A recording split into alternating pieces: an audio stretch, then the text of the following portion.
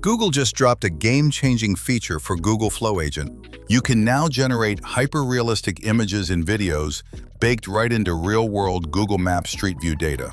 Whether you want to drop a fantasy character right onto your street, turn a famous landmark totally cyberpunk, or completely redesign your favorite neighborhood, the new Agent mode handles it with insane geometric accuracy and real-world detail. To give it a spin, just toggle on Agent mode and type an exact address or business name into your prompt. The feature is live worldwide, but for now, it only works for US locations. Ready to remix reality? What exactly is Google Flow? Think of Google Flow as a pro-grade creative studio built by Google DeepMind. It's not just your average prompt-to-image generator. It's a full-on ecosystem for visual and cinematic production. Here's the cool stuff it brings to the table. All-in-one multimodal workflow. You can generate and tweak images and videos in a single, seamless workspace, making it super easy to keep your characters and style consistent. Heavy hitter models.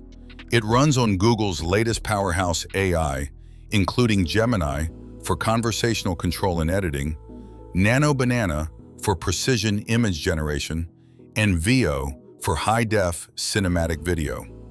Custom tools via text. You can build, use, and stack your own AI utilities using plain English, like Storyboard Studio, lasso-based object swapping, advanced shaders, and text overlays. How do I get in? You can jump into Google Flow on your computer or phone using your standard Google account. Today we're doing a deep dive into some very precise location tests using Google Flow's new feature. Beyond the New York demo we looked at earlier, I wanted to see how the system handles two completely different, lesser-known environments. For this experiment, I picked two unique spots. The first is a local business, specifically a school, and the second is an even more remote, off-the-grid location with no famous landmarks or defining characteristics. I wanted to see if the AI could still ground the scene accurately. Here is the exact workflow to get the best results.